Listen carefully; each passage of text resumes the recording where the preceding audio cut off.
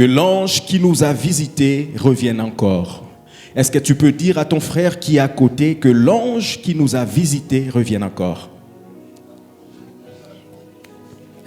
Dis-lui encore que l'ange qui nous a visités revienne encore. Gloire à Jésus. Nous allons lire la parole de Dieu dans le livre de Juges chapitre 13. Juges chapitre 13, versets 1 à 9.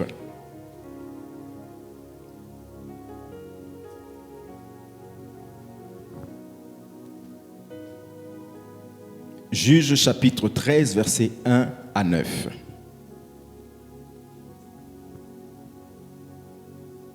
La sœur Emédine va nous faire la lecture dans le livre de Juges chapitre 13, versets 1 à 9. Je lis pour la gloire de Dieu. Les enfants d'Israël firent encore ce qui déplaît à l'Éternel. Et l'Éternel les livra entre les mains des Philistins pendant 40 ans. Il y avait un homme de Tsoréa, de la famille des Danites, et qui s'appelait Manoach. Sa femme était stérile et n'enfantait pas. Un ange de l'Éternel apparut à la femme et lui dit : « Voici, tu es stérile, et tu n'as point d'enfant. Tu deviendras enceinte et tu enfanteras un fils. Maintenant, prends bien garde. Ne bois ni vin ni liqueur forte, et ne mange rien d'impur. Car tu vas devenir enceinte et tu enfanteras un fils. Le rasoir ne passera point sur sa tête, parce que cet enfant sera consacré à Dieu dès le ventre de sa mère. Et ce sera lui qui commencera à délivrer Israël de la main des Philistins. » La femme alla dire à son mari : « Un homme de Dieu est venu vers moi, et il avait l'aspect d'un ange de Dieu, un aspect redoutable. Je ne lui ai pas demandé d'où il était, et il ne m'a pas fait connaître son nom. Mais il m'a dit : tu vas devenir enceinte, et tu enfanteras un fils. Et maintenant ne bois ni vin ni liqueur forte, et ne mange rien d'impur, parce que cet enfant sera consacré à Dieu dès le ventre de sa mère jusqu'au jour de sa mort. » Manoach fit cette prière à l'Éternel. « Ah Seigneur, que l'homme de Dieu que tu as envoyé vienne encore vers nous, et qu'il nous enseigne ce que nous devons faire pour l'enfant qui naîtra. » Dieu exauça la prière de Manoach, et l'ange de Dieu vint encore vers la femme. Elle était assise dans un champ, et Manoach, son mari, n'était pas avec elle. Gloire à Jésus. Ce texte nous parle du peuple d'Israël, qui a fait 40 ans de souffrance entre les mains des Philistins. Parce que ils ont fait quelque chose qui a fait mal au Seigneur. Ils firent encore ce qui déplaît à l'Éternel, et l'Éternel les livra entre les mains des Philistins pendant 40 ans. Donc j'imagine ici quelle souffrance. 40 ans de souffrance, 40 ans de misère. Vous savez, dans la Bible, 40, c'est les chiffres des épreuves. Les enfants d'Israël ont fait plus de 400 ans en Égypte, dans l'esclavage. Moïse a fait 40 jours et 40 nuits sur la montagne pour recevoir les 10 commandements, le table de la loi. Jésus a fait 40 jours et 40 nuits sur la montagne pour jeûner et prier. Et à la fin, le diable est venu pour les tenter. Donc nous voyons que 40 ou 4, c'est le chiffre des épreuves. Et ici, dans ce passage également où nous venons de lire, nous voyons qu'Israël a fait 40 ans de souffrance dans les mains des Philistins. Ils les ont terrassés, ils ont saccagé Israël, ils les ont détruits pendant 40 ans. Ici, nous ne parlons pas de 2 ans, pas 3 ans, pas 5 ans, mais 40 ans de souffrance. 40 ans de souffrance. J'imagine dans quel état ils étaient, le peuple d'Israël, pendant 40 ans. Tu peux être en ce lieu. Peut-être que tu passes par les épreuves. Pour toi, je ne sais pas, ça fait combien de temps maintenant? 1 année, 2 ans, 5 ans, je ne sais pas. Tu peux être dans les épreuves, dans différents domaines de ta vie. Pour toi, ça peut être dans ta santé. Ça peut être dans tes finances, dans ta famille. Tu passes par les épreuves énormes. Et tu ne sais pas comment tu peux t'en sortir. Mais écoute-moi, j'aimerais te dire une chose. Tous les hommes dans la Bible qui sont passés par les épreuves du chiffre 40, au bout de ces épreuves, ils ont vu la main de Dieu et Dieu les a délivrés. Si tu es en ces lieux, tu passes par des épreuves, j'annonce que tu es au bout et Dieu va faire quelque chose dans ta vie dans le nom puissant de Jésus-Christ. Mais la Bible dit, Dieu est venu visiter Israël au travers d'un homme qui s'appelait Manoach et qui était de la tribu de Dan. Le verset 2, la Bible dit, il y avait un homme de Tchoréa, de la famille des Danites, et qui s'appelait Manoach. Sa femme était stérile et n'enfantait pas. Donc Dieu, après 40 ans, il va visiter le peuple d'Israël. C'est ce que je dis, le chiffre 40, quand on arrive à la 40, soit le 40e jour, soit la 40e année des épreuves, Dieu descend toujours pour faire quelque chose, pour libérer, pour faire quelque chose. On va voir même Jésus qui a fait 40 jours et 40 nuits. Le diable est venu le 40e jour pour tenter Jésus, mettre Jésus dans les épreuves. Et Jésus a vaincu le diable. Donc pour dire, si tu traverses ces genres de preuves du chiffre 4, quand on arrive à ce chiffre, Dieu lui-même descend pour faire quelque chose. Donc c'est le cas ici d'Israël. La 40e année, Dieu va visiter Israël, mais au travers d'un homme qui était de la tribu de Dan. Mais j'aimerais te parler un peu de la tribu de Dan. La tribu de Dan, c'était une tribu d'idolâtres. Les Danites aimaient beaucoup les idoles. Tu peux voir ça même dans le livre de Juges, chapitre 18, où on nous parle comment cette tribu est tombée dans l'idolâtrie. Et plus tard dans l'histoire des Hébreux, quand le royaume d'Israël était divisé en deux, parce que Dieu avait divisé Israël en deux. Il y avait le royaume du nord, avec 10 tribus, et le royaume du sud, qu'on appelle Juda, avec 2 tribus seulement. Alors la tribu de Dan s'est trouvée dans le royaume du nord. Mais en Israël, tout Israélite devrait normalement une ou plusieurs fois l'année aller au temple pour sacrifier. Mais puisque Israël est divisé en deux, il s'est fait que le temple qu'a construit Salomon se trouve au sud. Donc, toutes les tribus qui sont au nord n'avaient pas de temple. Et puisque c'était comme une coutume pour les Israélites d'aller une ou plusieurs fois l'année au temple, ça faisait que toutes les tribus qui étaient au nord descendaient au sud pour aller adorer dans le temple de Salomon. Donc ça se faisait comme ça. Et là, le roi Jéroboam, qui était le roi du royaume du nord, a vu que tous les peuples, tout son peuple allait souvent au sud pour adorer. Il a eu peur. Il a dit, ah, ce peuple, comme ils vont là-bas au sud, ils vont s'attacher au roi de Juda et moi, je vais perdre le peuple. Qu'est-ce qu'il a fait? Il a construit les idoles. Il a construit les dieux idoles. Or, en Israël, Dieu avait interdit les idoles. En Israël, Dieu avait interdit au peuple d'adorer d'autres dieux. Mais ce roi Jéroboam, qui était choisi aussi par Dieu, il va tourner la face vers les idoles. Il va créer les idoles et il va le placer dans la tribu de Dan, dont nous parlons. Et l'autre idole, il va le placer dans l'autre tribu. Et les Danites, puisqu'ils étaient disposés à adorer les idoles, pour eux, ils étaient contents. Ils ont commencé à adorer les idoles.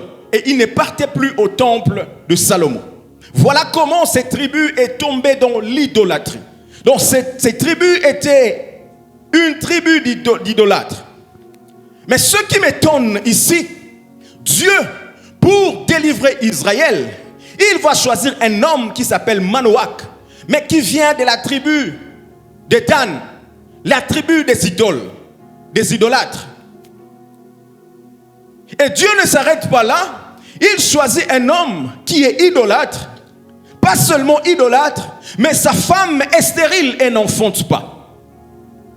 Dieu des fois est compliqué. Dieu savait que ce peuple est un peuple idolâtre. Or, moi, Dieu, je hais l'idolâtrie. Je même interdis à ce peuple d'aller adorer les autres dieux. Mais pour délivrer Israël, Dieu va descendre dans la tribu des idolâtres pour choisir un homme qui va délivrer Israël. Écoute-moi, Dieu ne regarde pas l'apparence. Dieu ne regarde pas ceux qui frappent au cœur, frappent aux yeux, mais Dieu regarde le cœur.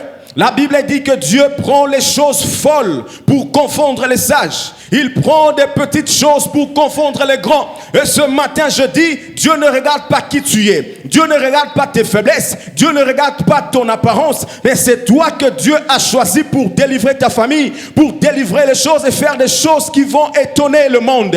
J'ai dit ce matin que la main de Dieu est sur quelqu'un. Dieu t'a choisi. Il ne regarde pas de quelle famille tu sors. Il ne regarde pas ta situation. Il ne regarde pas ce que tu es. Mais Dieu a un plan pour toi et c'est toi qui vas faire des grandes choses. Est-ce que tu le crois? Donc Dieu va choisir cet homme.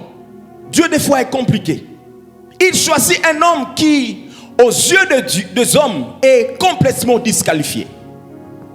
Un homme idolâtre et un homme dont sa femme est stérile. Quelle disqualification! Frère, qui t'a disqualifié dans la vie? Ne laisse personne te disqualifier. Ne laisse personne te dire que toi tu ne peux rien. Ne laisse personne te dire que toi tu es petit, toi tu es faible, toi tu ne peux rien enfanter. Non! Tu ne peux pas enfanter les affaires, tu ne peux pas enfanter les business, tu ne peux pas enfanter les enfants, tu ne peux pas aller de l'avant. Ne laisse personne te disqualifier. Parce que là où les gens du monde mettent point, non, dites-leur de ne pas mettre point, mais de mettre une virgule, parce qu'il y a une suite qui va continuer, que les hommes ignorent, que les hommes ne connaissent pas. Dieu va choisir cet homme pour délivrer Israël. Et qu'est-ce que Dieu va faire? Il va venir visiter la famille de Manoach. Le verset 3, la Bible dit, un ange de l'Éternel apparut à la femme. Ici, c'est la femme de Manoach. Un ange de l'Éternel apparut à la femme et lui dit, voici, tu es stérile et tu n'as point d'enfant. Tu deviendras enceinte et tu enfanteras un fils. Maintenant, prends bien garde, ne bois ni vin, ni liqueur forte, et ne mange rien d'impur, car tu vas devenir enceinte et tu enfanteras un fils. Le rasoir ne passera point sur sa tête, parce que cet enfant sera consacré à Dieu dès le ventre de sa mère. Et ce sera lui qui commencera à délivrer Israël de la main des Philistins. La femme de Manoach qui était dans sa maison, elle ne savait pas. Du coup, tout à coup, il voit un homme venir vers elle. Et cet homme commence à lui parler directement. Ici, on ne précise pas si cet homme l'a salué ou pas. Parce que le texte ici est direct. La femme vient devant cette femme directement. L'homme vient devant cette femme et directement commence à lui dire, voici, tu es stérile. Tu enfanteras un fils. Le rasoir ne passera pas sur sa tête. Cet enfant sera consacré dès le ventre de sa mère, car c'est lui qui délivrera Israël de la main des Philistins. Ce que j'aime avec Dieu, c'est que Dieu, c'est un Dieu de précision. Cette femme n'a pas parlé à cet homme que moi je suis stérile, je n'enfante pas, moi j'ai tel problème. Dès que l'homme arrive, il sait contrôler, il sait comprendre tout ce qui se passe dans la vie de cette femme. Il donne des précisions, il donne des prophéties avec précision. Femme, tu es stérile. Tu enfanteras un fils. Il n'y a personne qui ne lui a dit ça. Écoute-moi, toi qui es venu en ce lieu, tu n'as pas besoin de faire beaucoup de prières, de multiplier beaucoup de paroles. Parce que Dieu connaît la situation dans laquelle tu passes. Dieu connaît exactement ce qu'il y a dans ton cœur. Dieu connaît exactement ce qui ne marche pas dans ta vie. Vous savez, aujourd'hui, des fois, je suis étonné quand un homme ou une femme est devant un prophète. Lui-même commence à dire au prophète, mon prophète, tu vois, moi je suis comme ça, dans ma famille il y a ça, il y a vraiment des choses qui ne marchent pas. Non, quand tu es devant un prophète, ne lui dis rien. Parce que c'est un homme de Dieu. Puisqu'il est prophète, il va comprendre tout ce qui se passe dans ta vie. Beaucoup de prophéties aujourd'hui sont falsifiées, sont influencées par les informations que toi-même tu peux donner à un prophète. Si tu es un homme de Dieu, dis-moi les choses qui se passent dans ma vie. Dis-moi ce qui ne marche pas. Dis-moi ce que je dois faire pour avoir la solution. La prophétie avec exactitude. Femme, tu es stérile, mais tu enfanteras un fils. Et c'est ce fils qui délivrera Israël de la main de Philistins. Ce matin, je viens avec précision dire à quelqu'un, parce que je suis envoyé par Dieu. Je ne viens pas ce matin pour plaisanter. Parce que l'autre fois, j'ai eu une visitation divine où Dieu me montre qu'il est en train de restituer les choses qui ont été volées, des choses qui ont été perdues. Les gens ramassent des choses qui étaient perdues depuis longtemps. Alors ce matin, je viens, investi de la puissance de Dieu, dire à un homme et à une femme, ce que tu as perdu, tu vas les retrouver. Ah non, je ne t'entends pas. Je ne t'entends pas. Ce que tu as perdu, tu vas le retrouver. Parce que le Dieu que nous servons, ce n'est pas un Dieu menteur. Il n'est pas un homme pour mentir, ni un fils de l'homme pour se repentir. Il est sur son trône et il n'a besoin de conseillers. Il n'a pas besoin des gens pour lui dire ce qu'il va faire. Il est souverain, il décide de ce qu'il peut faire. Ce matin, il décide de faire du bien à un homme. Il se décide sur son trône de descendre et de faire du bien à une femme. Si tu le crois, tu vas le recevoir dans le nom puissant de Jésus. Donc cet homme parle à cette femme. Cette femme était surprise. Alors l'homme est parti. Mais le mari de cette femme n'était pas là. Donc Manoach, pendant que cet homme ou cet ange est venu visiter sa femme, Manoach n'était pas là. Manoach est revenu et sa femme va auprès de son mari et va lui dire, écoute, il y a un homme qui est venu vers moi. Il y a un homme qui est venu vers moi. Mais cette femme maintenant, elle-même commence à décrire. Il dit, cet homme, c'est comme si c'est un homme de Dieu. Il a l'aspect d'un ange. Il ressemble à un ange. Il est bizarre, il est étrange.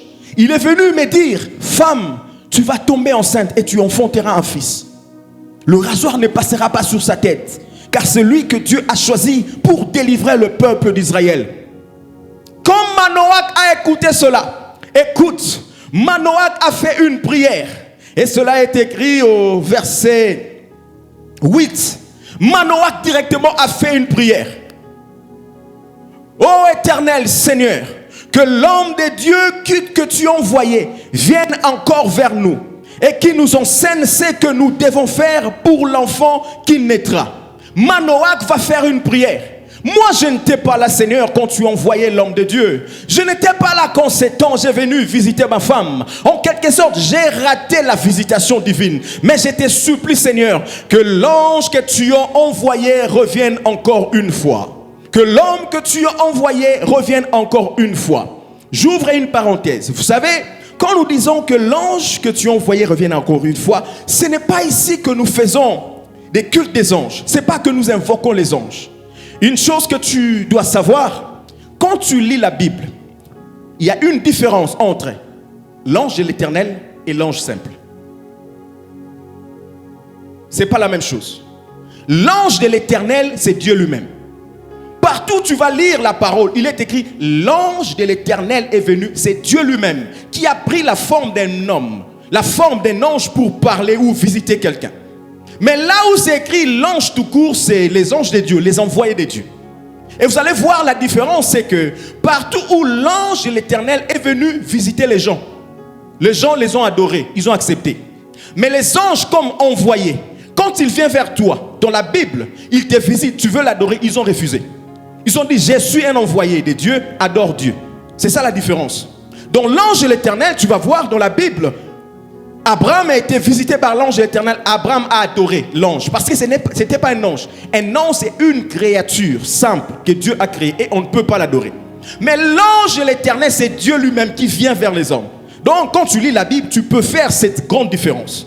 Et ici, il s'agit de l'ange de l'Éternel. Donc, il s'agit de Dieu lui-même qui est venu visiter Israël, mais au travers d'une famille, au travers d'une tribu, au travers d'un homme et d'une femme. La famille de Manoach. Donc, quand nous disons que l'ange de l'Éternel revienne, nous n'appelons pas les anges, mais nous appelons Dieu lui-même qui nous a visités, qu'il revienne encore. Que ce soit Dieu lui-même qui vient, ou encore c'est un ange que Dieu a envoyé, il s'agit de la visitation divine. Tout ce que nous voulons, c'est que le ciel soit ouvert, que Dieu puisse nous visiter. C'est que nous voulons que le ciel soit ouvert, que Dieu visite nos familles, que Dieu visite nos églises, que Dieu visite nos vies. C'est ce que nous voulons. Est-ce que tu le crois? Gloire à Jésus. L'ange qui nous a visités revient encore, signifie simplement une prière qu'un homme a faite à Dieu du fait qu'il a manqué ou raté la visitation divine. Comme cet homme a raté la visitation divine, il a fait cette prière que l'ange qui m'avait visité revienne encore une fois. Frère, ceci peut arriver à plusieurs. Il peut arriver que tu rates la visitation divine. Il peut arriver que tu rates des saisons. Il peut arriver que tu rates des opportunités. Plusieurs personnes ont été visitées par Dieu, mais ils ont raté la visitation divine. Plusieurs personnes ont été visitées par Dieu. La visitation de Dieu est venue sous forme de connexion avec de nouvelles personnes. Dieu t'a visité sous forme des opportunités. Dieu t'a visité sous forme des portes qui étaient ouvertes. Mais beaucoup de gens, nous avons raté la visitation divine par manque de discernement, par manque de sagesse, par notre négligence. Nous avons raté la visitation divine. Dire que Dieu n'agit pas dans ta vie, c'est faux. Dire que Dieu ne fait rien dans ta vie, c'est faux. Dire que Dieu n'est pas dans cette église, c'est faux. Mais quand la visitation divine est venue, plusieurs personnes n'ont pas su captiver ces moments, n'ont pas su saisir ce moment, cette occasion de la visitation divine. Dieu t'a ouvert les portes au travers peut-être des connaissances, mais tu les as négligées. Or, c'est au travers de ces gens-là que Dieu allait ouvrir des portes pour toi. Tu allais arriver à un niveau supérieur. Nous avons beaucoup de fois raté la visitation divine. Mais ce matin, nous allons faire comme Manoach. Seigneur, c'est vrai, nous avons manqué la visitation divine. Mais ce matin, nous prions que l'ange qui nous a visités revienne encore. Que les opportunités que nous avons manquées reviennent encore. Que les portes qui étaient fermées s'ouvrent encore. Que le ciel qui était ouvert hier s'ouvre encore aujourd'hui. Que la grâce de Dieu qu'il avait envoyée auprès de nous et que nous avons foulé à pied, que cette grâce revienne encore. Que l'ange qui a visité Bethesda revienne encore. Est-ce que tu le crois? Est-ce que tu le crois? Nous prions et nous déclarons comme des hommes de Dieu ce matin que le travail que tu as perdu, que tu puisses les récupérer au nom de Jésus. Que ces enfants que tu attends, que tu puisses les récupérer au nom de Jésus. Que la chose que tu avais perdue revienne encore une fois. C'est la prière que nous voulons faire ce matin. Nous avons plusieurs fois raté la visitation divine par nos propres erreurs. Par nos propres fautes, nous avons manqué la visitation divine. Nous allons lire dans le livre de Genèse, chapitre 1, à partir du verset 1.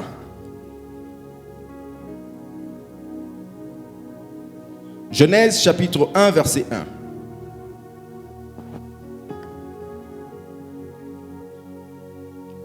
La gloire de Dieu. Au commencement, Dieu créa les cieux et la terre. La terre était informe et vide. Il y avait des ténèbres à la surface de l'abîme, et l'Esprit de Dieu se mouvait au-dessus des eaux. Dieu dit, que la lumière soit, et la lumière fut. Amen.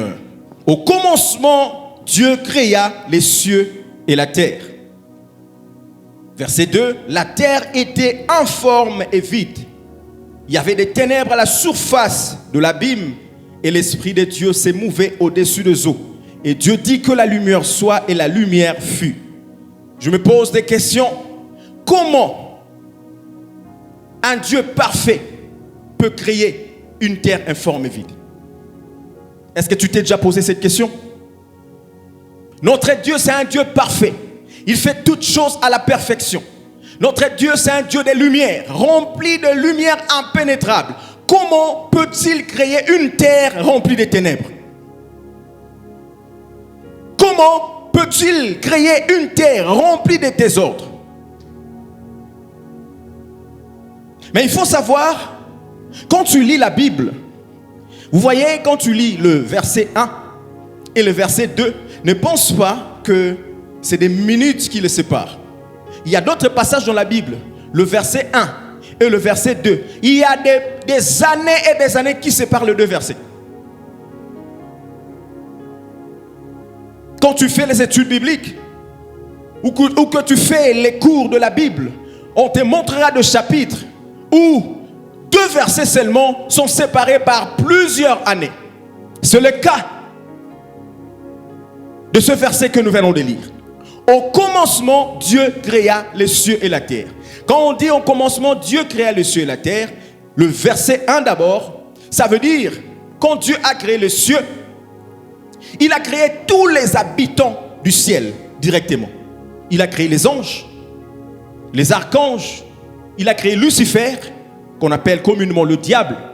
Il a créé tous les êtres qui vivent au ciel. Au verset 1, il a créé les cieux et il a créé la terre. Mais entre le verset 1 et le verset 2, il se passe quelque chose.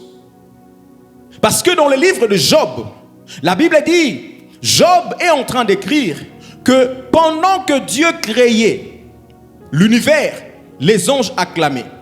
Donc nous comprenons ici que les anges ont été créés avant même les hommes, avant même la terre, avant même l'univers. C'est pourquoi il est écrit, au commencement Dieu créa les cieux et la terre. Les cieux, Dieu a commencé par créer les cieux et tous les êtres qui vivent au ciel.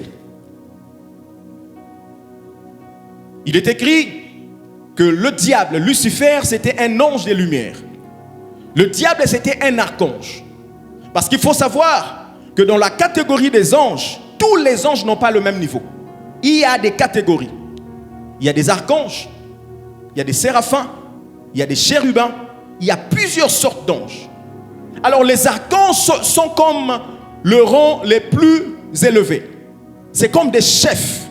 C'est ce qu'on appelle les archanges. Donc parmi les archanges, il y a Michael. Michael, c'est un archange. Ce n'est pas un ange simple. C'est un archange, un ange de guerre, un ange de combat, qui dirige plusieurs anges sous son autorité. Michael, c'est un archange. Gabriel, c'est un archange. C'est un ange messager. Lucifer, le diable, c'était aussi un archange. Lui, il s'occupait de l'adoration et de la louange au ciel. Et si tu lis dans la parole de Dieu, la Bible dit que Dieu a rempli Lucifer d'une beauté extraordinaire. On l'appelait astre des lumières. Quand Lucifer passait, il brillait. Il avait de pierres de valeur tout autour de lui. Une lumière extraordinaire. Mais quand le diable a vu ce qu'il était, l'autorité qu'il avait, la Bible dit que l'orgueil est monté dans son cœur. Il a séduit plusieurs anges autour de lui. Et il voulait renverser le trône de Dieu. Il voulait renverser le trône de Dieu. Ceci se passe quand? Verset 1. Parce qu'on n'est pas encore au verset 2. C'est pourquoi quand tu lis la Bible, fais les études bibliques. Comprends exactement ce qui s'est passé. Tu auras un aperçu clair sur la parole de Dieu. Et dans Apocalypse, chapitre 12, la Bible dit, verset 7, et il y eut guerre dans le ciel. C'est ça. Il y eut guerre dans le ciel.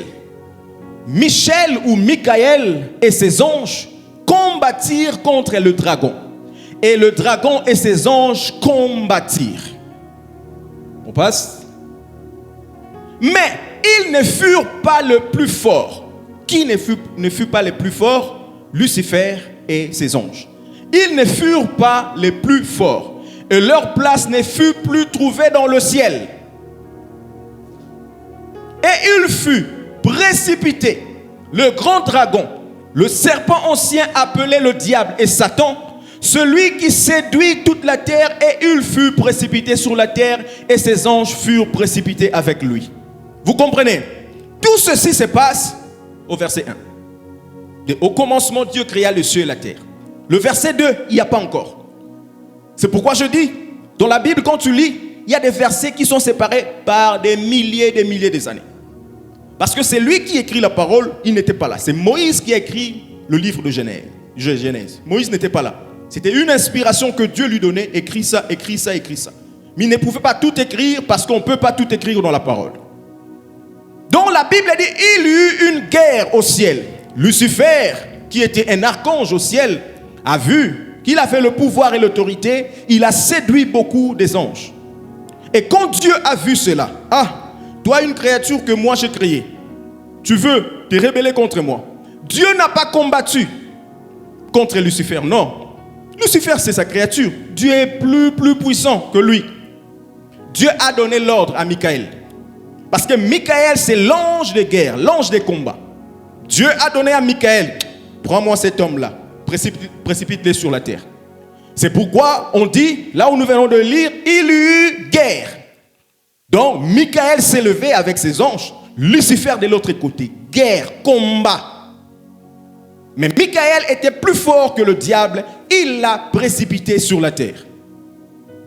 Il a précipité le diable sur la terre et tous les anges que le diable avait séduits. C'est ces anges que nous appelons des démons. C'est eux qui sont devenus des principautés, des autorités, des princes des mondes des ténèbres. C'est ces anges qui étaient au ciel. Alors parmi ces anges, il y avait des anges puissants. Il y avait des anges puissants. Et quand ils sont descendus sur la terre, verset 2, la terre était informe et vide. Quand ils sont tombés, c'est là où ils ont créé le chaos sur la terre. Ils ont créé le chaos sur la terre. Dieu, c'est un Dieu des lumières. Il ne peut pas créer la terre avec le ténèbre. Mais pourquoi la terre était remplie de ténèbres au chapitre 2? C'est parce que le prince des ténèbres était tombé sur la terre, le diable. C'est là où il y a eu le chaos.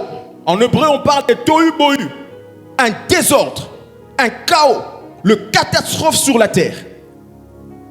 Toute la terre était remplie de ténèbres, le chaos. Mais puisque Dieu, c'est un Dieu de seconde chance, puisque Dieu, c'est un Dieu de nouveau commencement. Au verset 3, la Bible dit, et Dieu dit que la lumière soit, et la lumière fut. Dieu a commencé par recréer les choses qui ont été détruites par l'ennemi, les choses qui ont été détruites par le diable. Dieu a commencé à recréer. Écoute-moi ce matin, Dieu te donne une seconde chance. Toi, qui ta vie a été détruite à cause de l'ennemi, à cause du diable, à cause de beaucoup de choses, ce matin, Dieu vient avec une seconde chance. Ce matin, Dieu vient avec un nouveau recommencement. Là où il y avait le ténèbre, que la lumière soit dans ta vie, dans le nom puissant de Jésus. Dieu ne peut pas créer là où il y a le désordre. C'est pourquoi, avant que Dieu commence à recréer la terre, il a commencé à mettre l'ordre. Il a dit que la lumière soit et la lumière fut.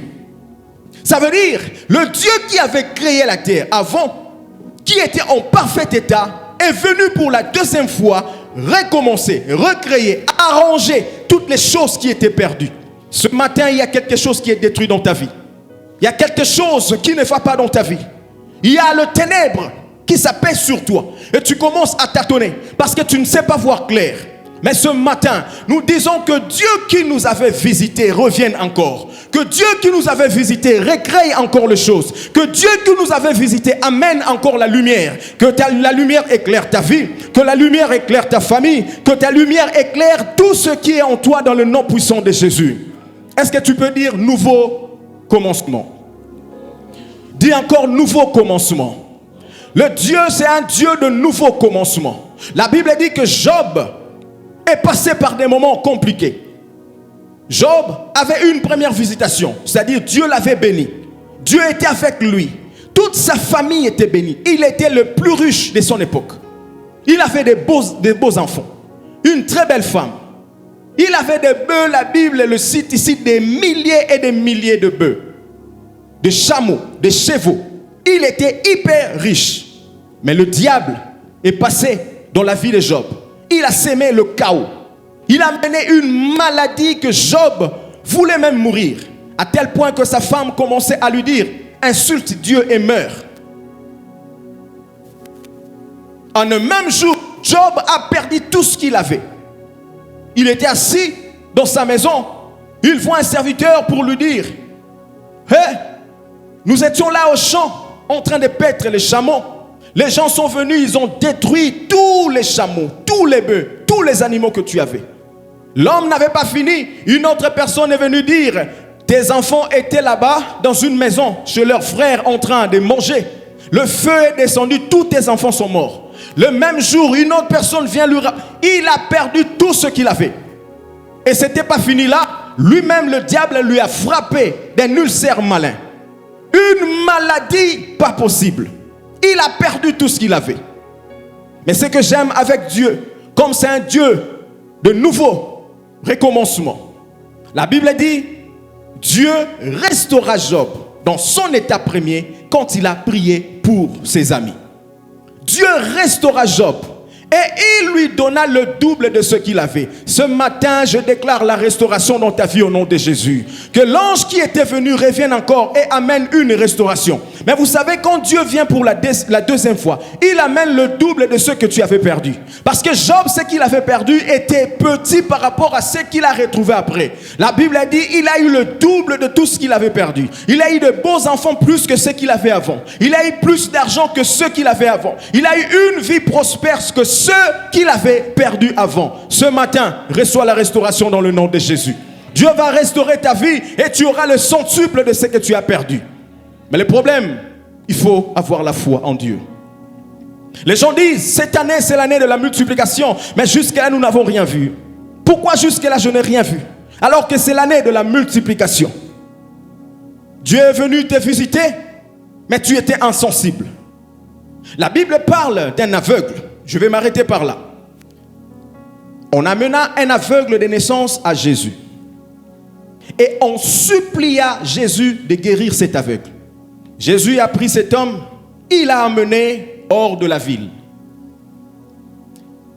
Il a fait la boue avec sa salive, il a craché par terre, il a fait la boue et il a appliqué sur les yeux de cet homme aveugle. Jésus pose la question à cet homme. Est-ce que tu vois? L'homme répond à Jésus. Je vois les hommes comme des arbres. Je vois, mais je vois les hommes comme des arbres. C'est un peu flou. La Bible dit, Jésus l'imposa de nouveau les mains. Et cet homme a vu clair. Il a vu distinctement. Donc Jésus a prié pour l'aveugle. Mais l'aveugle n'a pas bien vu. Il voyait des hommes comme des arbres. Frère, si tu vois des hommes comme des arbres, si on te donne une machette, tu vas les couper, non? Tu vas penser que ça c'est des arbres, tu vas commencer à couper les gens alors que c'est des hommes. Pourquoi? Parce que tu ne vois pas bien. Là où on ne voit pas bien, on tâtonne. Là où on ne voit pas bien, on ne fait pas les choses distinctement, clairement. Parce que tu ne vois pas bien. Un peuple sans révélation est un peuple sans frein. Là où la vision n'est pas bien définie, on ne voit pas bien, on tombe dans le trou. Frère, Dieu nous a visités au début de l'année. Mais tout au long de l'année, tu as vu flou. Tu as vu les hommes comme des arbres. Tu as vu la visitation, mais tu n'as pas su comprendre que c'était la visitation. Pourquoi? Parce que tu ne voyais pas bien, comme cet aveugle. Mais une chose que je me pose ici, est-ce que Jésus peut guérir quelqu'un et quelqu'un n'est pas bien guéri? Est-ce que Jésus peut échouer dans son ministère? Non. Pourquoi Jésus le fait? Parce que la Bible dit, les hommes ont amené cet aveugle et ils ont supplié Jésus de guérir. Ce n'est pas l'aveugle qui avait demandé. Vous voyez la différence? Ce n'est pas l'aveugle qui a demandé à Jésus de le guérir. Mais les hommes ont amené l'aveugle auprès de Jésus. Ils ont supplié Jésus, guéris cet homme, guéris cet homme. La différence entre Bartimée qui était aveugle, c'est que Bartimée lui-même, de tout son cœur, il avait l'intention d'être guéri. Il criait, fils de David, aie pitié de moi. Jésus lui pose la question, que veux-tu que je fasse pour toi? Bartimée a dit, je veux recouvrir la vie, je veux guérir. Jésus l'a guéri directement, il a vu clair. Mais la différence avec cet homme, c'est que cet homme, ses désirs d'être guéri ne venaient pas de son cœur. C'est les gens qui ont supplié Jésus de le guérir. C'est pourquoi Jésus a guéri, mais il l'a laissé comme ça. Parce qu'il voulait que le désir vienne du fond du cœur de cet homme. C'est pourquoi la deuxième fois, quand il a demandé, cet homme a montré le désir d'être guéri. Jésus l'a imposé les mains pour la deuxième fois, il était guéri. Frère, cette année tu as été visité, mais tes yeux étaient flous. Parce que Jésus voulait voir le désir de ton cœur. Mais à la fin de cette année, Jésus va t'imposer les mains pour une deuxième fois. Tu vas voir clair au nom de Jésus. Je déclare, vois clair dans ta vie. Vois clair dans ta famille. Vois clair dans tes affaires. Vois clair là où tu ne voyais pas clair. Que les choses s'ouvrent. Vois clair et distinctement dans le nom puissant de Jésus. Si tu le crois, dis très fort Amen. Que l'ange qui nous a visités revienne encore. Que les opportunités ratées reviennent encore. Que les portes qui étaient fermées reviennent encore. Que le travail que tu as perdu, retrouve-les encore. Parce que ce n'est pas fini. Et je dis, l'année prochaine, quand nous allons entrer avec une nouvelle vitesse. Parce que la visitation divine va nous impacter à tel point que les gens ne vont pas comprendre ce qui se passe dans nos vies. Notre Dieu est un Dieu des secondes chances. Si le monde ne t'a pas donné une chance, si le monde ne t'a pas accordé crédit, le Dieu, ce matin, te donne une seconde chance. C'est pourquoi je dis, toi qui étais tombé, relève-toi. Toi qui étais découragé, réponds la force. Toi qui étais abattu, j'ai pris que la guérison de l'âme vienne dans ton cœur. Toi qui avais des problèmes, tu étais affaibli à cause d'une situation quelconque. Dieu, c'est le Dieu des secondes chances. Il te donne une autre chance ce matin pour que tu puisses te ressaisir. Mais ce qu'il va faire avec toi sera meilleur plus que ce qu'il y avait avant. Et pour terminer, il est écrit dans le livre de Jean, 3 Jean chapitre 1 verset 2. Bien-aimé, je souhaite que tu prospères à tous égards et que tu sois en bonne santé comme prospère l'état de ton âme. Le souhait de Dieu, c'est que tu prospères à tous égards, c'est-à-dire dans tous les domaines de ta vie. Dieu ne veut pas qu'un domaine soit malade. Dieu ne veut pas qu'un domaine ne puisse pas marcher. Non, il désire que tu prospères à tous égards. Mais il dit comme prospère l'état de ton âme. Ça veut dire que la prospérité à tous égards dépend de la prospérité de ton âme. Il y a beaucoup d'âmes qui sont malades. Il y a beaucoup d'âmes qui sont attristées à cause des situations. Ton âme est triste parce que tu as traversé des situations compliquées, tu n'as pas vu la solution. Tu viens devant Dieu, mais ton âme est triste et Dieu le voit. Il y a des âmes qui sont blessées. Tu as donné la confiance aux gens, les gens t'ont trahi. Tu as donné la confiance à la famille, même ta propre famille t'a trahi. Ton âme est blessée et tu pleures au-dedans de toi. Tu as donné même la confiance à l'église. Même l'église t'a trahi. Mais la seule personne qui ne peut pas te trahir, c'est Jésus. Et ce matin, nous sommes devant Jésus. Et ce Jésus-là veut te donner une seconde chance. Dieu veut te donner une seconde chance. Ton âme est blessée parce que tu passes une situation que les gens ne comprennent pas. Tu passes par une maladie que les gens ne savent pas. Tu passes par des affaires qui ne marchent pas. Toi-même, tu te dis, je suis enfant de Dieu ou pas. Quand tu es seul dans ta chambre, tu pleures. Mais devant les gens, tu souris. Devant les gens, tu parles. Comme si tout allait bien. Tu t'habilles bien. Mais Dieu voit ton cœur. Dieu voit à l'intérieur de ton cœur. Il veut te donner un nouveau commencement. Alors relève-toi là où tu étais tombé. La Bible dit, relève-toi. Relève-toi d'entre les morts et Christ t'éclairera. Jésus veut donner la lumière à quelqu'un qui était tombé dans le ténèbre. Jésus veut t'imposer des mains de nouveau. Mais seulement ouvre ton cœur et laisse à ce Jésus de travailler dans ta vie. De travailler dans ta vie. Même dans nos familles. C'est pourquoi les prières que nous sommes en train de faire, nous prions pour nous-mêmes, nous prions pour nos familles et nous prions pour l'église. Beaucoup de choses se passent dans nos familles. Dans nos familles, il y a des gens qui ne s'entendent pas. Cousins et cousines, mais ils ne se parlent pas des années et des années. Des frères et sœurs qui ne s'entendent pas. Toujours des disputes. Et cela amène des blessures internes. Des âmes blessées, des âmes malades. Dieu veut guérir une âme ce matin. Dieu veut restaurer une âme ce matin. Des gens t'ont trahi, t'ont déçu. Beaucoup de gens ont été même abusés par le membre de leur famille. Abusés par des amis tout près. Tu n'as parlé à personne, mais ton cœur souffre. Ton cœur saigne. Dans des couples, il y a des problèmes qui se passent.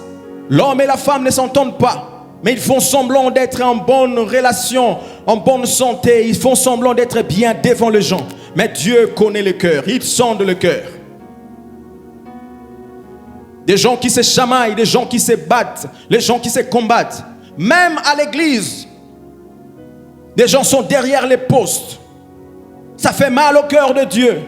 Cela amène de trahison. Cela amène de poison. Nous avons eu des hommes de Dieu, des chantres qui sont venus ici plusieurs. Ils ont dit qu'ils ont été empoisonnés. Empoisonnés où? À l'église. Dieu, c'est un Dieu de nouveau commencement. Dieu veut te redonner ce que tu avais perdu.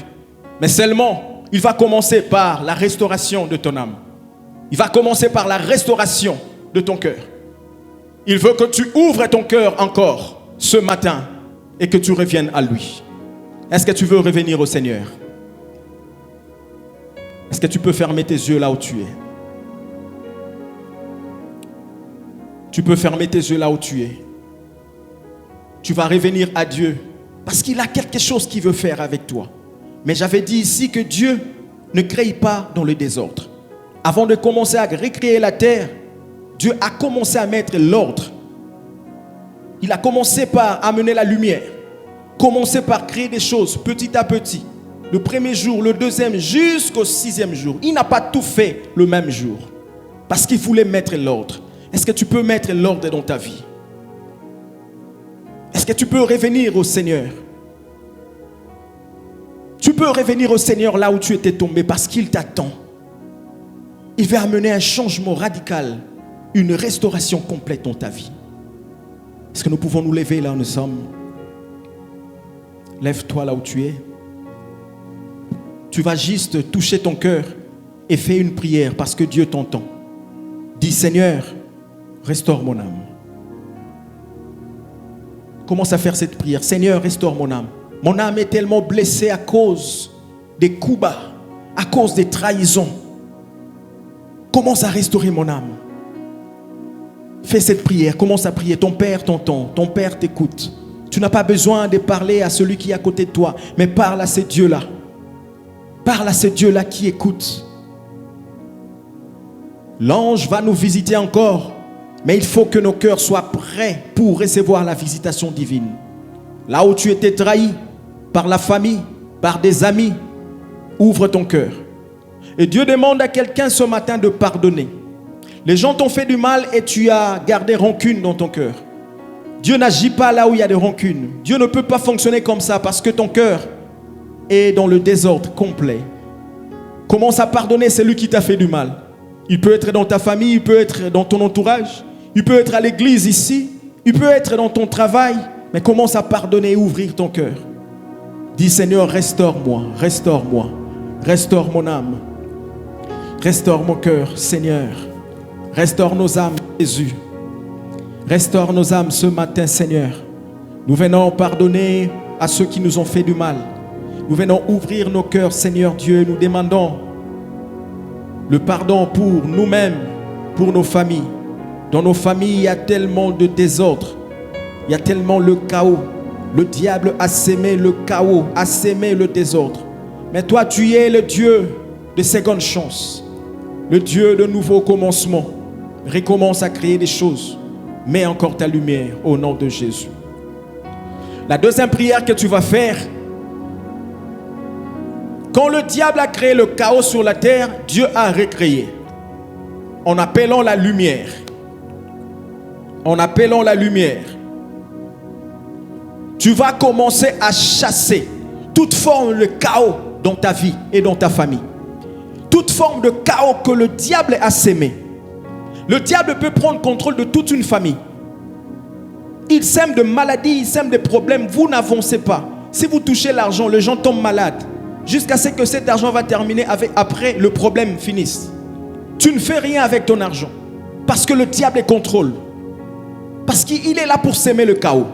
Commence à prier maintenant. Commence à chasser tout le chaos que le diable a mis dans ta vie. À s'aimer dans ta famille. À s'aimer dans ton entourage. Tu commences à taper les mains et enlève cela dans ta vie. Et déclare que la lumière descende. Enlève tous les ténèbres dans ta vie. La prière, au nom de Jésus. Seigneur, nous venons prier. Monte dans la prière. Dans le nom de Jésus-Christ, nous enlevons le chaos. Oh, monte encore, monte encore, monte encore. Le chaos que montre à l'ennemi que nous avons la victoire en Jésus. Que le diable a sémé. Nous les chassons dans le nom de Jésus. Chasse. Nous enlevons le chaos. Je prends l'autorité. Nous enlevons je détruis tout ce qui n'est pas de Dieu. Et nous je détruis tout ce que l'ennemi a sémé dans ma vie. Les noms puissants de Jésus. Des troubles. Les noms puissants de Jésus. Les troubles. Oh Seigneur, dispute, querelle, jalousie, Seigneur, le mensonge, Seigneur notre Dieu. Nous les chassons dans notre vie, Seigneur. Nous les chassons dans cette église. Nous les chassons dans notre foyer. La pauvreté, Seigneur. Les noms puissants de Jésus. Les noms puissants de Jésus. Prends tes bagages et sors. Prends tes bagages et sors. Prends tes bagages et sors. Les noms puissants de Jésus. Oui, mon frère et ma soeur. La vie et la mort au pouvoir de la langue. Libère, parle, dans ma famille. Tu as l'autorité, tu as le pouvoir. Que la lumière utilise cela au nom de Jésus. Éclaire-moi, éclaire ma vie. Au nom de Jésus, nous enlevons le ténèbre. Que le ténèbre dégage. Je chasse. Nous chassons ce qui n'est pas de Dieu. La maladie. Oh, l'esprit de maladie libère. Quitte mon corps, mon âme, mon esprit. La vie de ma soeur, la vie de mon frère. J'enlève tout cela. Sors maintenant au nom de Jésus. Au nom puissant de Jésus. Jésus t'a vaincu à la croix. À la croix, il a dit tout est accompli. Nous chassons ce qui n'est pas de Dieu. Nous chassons ce qui ne donne pas la gloire à Dieu. Par les noms puissants de Jésus. Nous avons la victoire. Nous avons la victoire par le nom de Jésus. Au nom de Jésus. Et la dernière prière que tu vas faire, tu vas prier pour que l'ange qui t'avait visité revienne encore. Tu vas prier que les opportunités reviennent encore. Que Dieu ouvre les écluses des cieux pour toi et pour ta famille. Que la visitation divine revienne encore. Tu as besoin de quelque chose. Tu veux que Dieu puisse t'accorder quelque chose. Commence à prier pour la visitation divine. Prie que l'ange te visite. Que Dieu te visite. Qu'il visite ta famille. Qu'il ouvre les portes. Si c'est par des opportunités, qu'il ouvre les opportunités. Si c'est par des connexions avec des nouvelles personnes qui t'amèneront à monter. Prie que cela revienne encore. Au nom de Jésus, commence à prier. Demande à Dieu. Demande à Dieu. Demande à Dieu. Le Dieu des opportunités. Le Dieu du nouveau commencement. Oh, amène les opportunités. Amène les ouvertures. Tu es le Dieu de la vérité. Que les enfants reviennent. Que la santé revienne. Ce que tu dis, tu l'accompagnes, Seigneur notre Dieu. L'ange qui est venu nous visiter, qu'il revienne encore. Seigneur, qu'il revienne encore dans sa gloire, dans sa puissance, dans son autorité. Et qu'il y ait un changement radical dans cette église. Il y ait un changement dans la vie de chaque membre de cette église. Et l'ange descend, revient au Shikaba.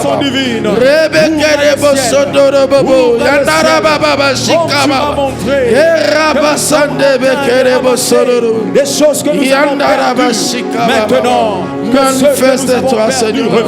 Manifeste-toi. Que la main de Dieu s'envole dans cette église. Que la main de Dieu soit dans cette église. Que la main de Dieu puisse localiser ma soeur. Que la main de Dieu puisse localiser mon frère. Et que la bénédiction de Dieu puisse nous accompagner. Que la bénédiction de Dieu que nous puissions les vivre, Seigneur. Par le nom puissant de Jésus. Par le nom puissant de Jésus. Visitons dans le nom puissant de Jésus-Christ. Merci Seigneur parce que tu l'as fait. Oh Dieu. Père, je viens prier ce matin. Comme tu m'as montré que les gens sont en train de ramasser des choses qu'ils avaient perdues. Père, je viens prier maintenant. Ouvre le ciel. Ouvre le ciel. Que le travail qui était perdu soit retrouvé au nom de Jésus. Que la santé qui était perdue soit retrouvée au nom de Jésus. Restaure la santé. Restaure les âmes. Que ceux qui étaient blessés, que leur âme soit guérie au nom de Jésus. Que ceux qui avaient des problèmes au niveau de leur cœur, qu'ils reçoivent la guérison au nom de Jésus. Que le feu de Dieu tombe maintenant. Consume, Seigneur Dieu, toutes les chaînes qui bloquent nos âmes captives dans le monde des ténèbres, que cela soit brûlé et consumé. Père, sors de ce peuple des trous, sors ce peuple de l'esclavage, sors-nous, Seigneur Dieu, des puissances occultes. Nous demandons la visitation divine. Comme tu as visité Manoach, tu es venu pour la deuxième fois. Nous te prions. Nous avons, par notre propre erreur, raté des visitations. Par notre manque de sagesse, nous avons raté la visitation de Dieu. Par notre négligence, nous avons raté la visitation de Dieu. Ta grâce est venue sur nous, mais nous avons foulé aux pieds ta grâce. Nous avons pris en vain ta grâce. Seigneur, nous te demandons de nous pardonner pour des opportunités ratées. Nous te demandons de nous pardonner pour des erreurs commises, oh Dieu. Mais Père, nous te supplions, comme Manoach a prié, tu l'as exaucé et l'ange est venu pour la seconde fois. Viens encore au nom de Jésus, le Dieu de seconde chance, le Dieu de nouveau commencement. Commence des choses nouvelles dans cette église. Commence des choses nouvelles dans nos vies. Commence des choses nouvelles dans nos familles. Au nom de Jésus-Christ, ouvre le ciel. Donne les enfants à ceux qui n'ont pas des enfants au nom de Jésus. Donne la santé, Seigneur, à ceux qui sont malades au nom de Jésus. Donne le travail, Jésus-Christ, à tous ceux qui cherchent de travail. Donne encore des opportunités, Père, au nom de Jésus. Nous les déclarons. Fais-les pour la gloire de ton nom. Au nom de Jésus, nous avons ainsi prié. Nous scellons cette parole par le Saint-Esprit et nous disons tous Amen. Que Dieu vous bénisse.